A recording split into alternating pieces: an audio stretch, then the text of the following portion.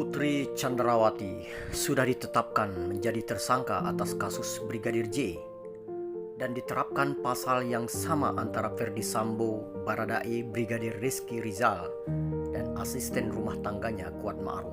Menjadi sangat aneh dan tidak habis pikir mengapa Putri Chandrawati masih belum ditahan sampai hari ini, meskipun sudah ditetapkan sebagai tersangka. Mungkin saja Polri punya pertimbangan lain dan berbeda, karena ditengarai Putri Chandrawati bukanlah pelaku utama, tetapi sudah masuk dalam pusaran skenario kebohongan yang sudah dikonstruksi oleh Ferdy Sambo. Secara psikologis tertekan dan sangat trauma dengan peristiwa yang telah menghilangkan nyawa ajudannya. Karena diduga Putri Chandrawati sangat sayang terhadap Brigadir Joshua sebagai anak. Mungkinkah Putri Chandrawati setega itu ikut serta menghabisi orang yang disayang sebagai putranya sendiri? Bahkan tetap bersikukuh bahwa dirinya korban pelecehan seksual yang dilakukan oleh Brigadir Joshua. Kejujuran Putri Chandrawati sangat ditunggu-tunggu masyarakat, karena masyarakat Indonesia tidak percaya kalau Joshua melecehkan ibunya sendiri. Sebab ini hal mustahil dan sangat tabu. Brigadir Joshua sudah tiada di dunia ini. Duka yang mendalam bagi bangsa ini. Jika Putri Chandrawati bersikap jujur, tentu semua akan terang benderang sesuai arahan Presiden. Bahasa tubuh, ucapan akan dilihat dan didengar oleh seluruh masyarakat Indonesia. Berbohong atau jujur memang menjadi suatu pilihan, namun Tuhan tidak pernah tidur. Jika rekayasa itu terus diulang-ulang supaya masyarakat percaya, sepertinya sudah sangat usang. Jangan dikira masyarakat Indonesia ini sangatlah gampang dibodohi dengan membuat skenario usang yang sulit dicerna oleh akal. Apalagi membuat cerita dan pengakuan bahwa tragedi Joshua ditembak mati itu perihal adanya pelecehan.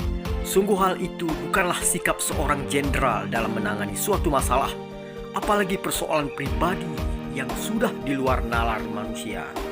Kematian Brigadir Joshua dan skenario kebohongan itu semakin memperkuat dugaan bahwa ada sesuatu yang lebih besar tersembunyi.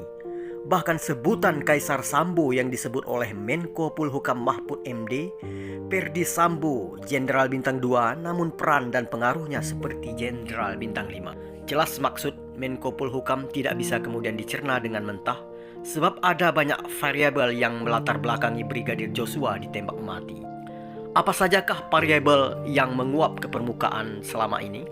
Katanya adanya bisnis gelap sang jenderal dengan adanya konsorsium 303. Kemudian menguap lagi yaitu kasus kilometer 50 yang menewaskan Laskar FPI, dan masih banyak kasus lainnya yang tentu membuat kita mengelus dada. Menggunakan kewenangannya untuk melakukan tindak kejahatan yang dibangun terstruktur, masif dan sistematis, sehingga sangat sulit untuk dideteksi oleh siapapun. Pak Sutri yang memiliki kesamaan karakter terus melakukan konstruksi kebohongan sebagai topeng atas tindakannya yang menghilangkan nyawa sang ajudan. Pada akhirnya, Tuhanlah yang akan menghukum kalian jika hukum yang dibuat manusia terus-menerus ditekan dan direkayasa sedemikian rupa. Tindak pidana pembunuhan berencana yang menewaskan Brigadir Nopriansah Joshua Huta Barat atau Brigadir J bukanlah kasus biasa, sebab terjadi di internal penegak hukum, yakni polisi tembak polisi. Peristiwa di Duren 3 Jakarta Selatan itu sudah lebih dari 40 hari lamanya, yang memiliki rentetan peristiwa panjang, mulai dari adanya kebohongan dan rekayasa terselubung sampai kebohongan yang banyak merugikan para pihak pun terus menggelinding.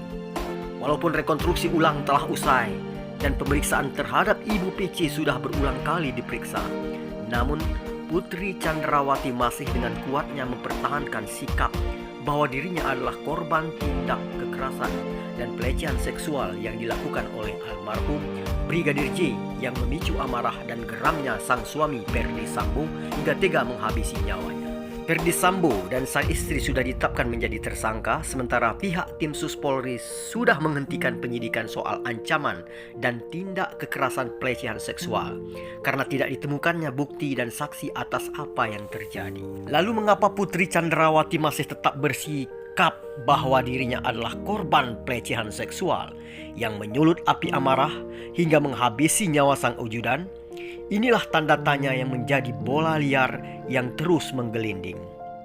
Lantas, Kuasa hukum almarhum Brigadir Joshua, Kamarudin Simanjuntak, yang sudah melaporkan balik Putri Chandrawati atas adanya laporan palsu tentang kekerasan dan pelecehan tersebut. Karena faktanya tidak ditemukan tindak pidana kekerasan dan pelecehan. Lantas apa yang masih menjadi rahasia terselubung yang kemudian membuat sang putri bungkam dan tetap bersikeras bahwa dirinya adalah korban pelecehan? Kejanggalan demi kejanggalan serta kebohongan demi kebohongan yang terus dipertontonkan akan menjadikan pasutri tersebut semakin mendapatkan hukuman yang berat karena faktanya tidak adanya tindak pidana kekerasan dan pelecehan sebagaimana diakui sang putri Chandrawati. Hukuman sosial sejak tragedi penembakan itu terjadi dan suatu rekayasa kasus yang menyebabkan banyak menimbulkan spekulasi di tengah masyarakat bahwasanya pasutri tersebut semakin tidak dipercaya karena keterangan dengan fakta yang sebenarnya terjadi selalu tidaklah sama.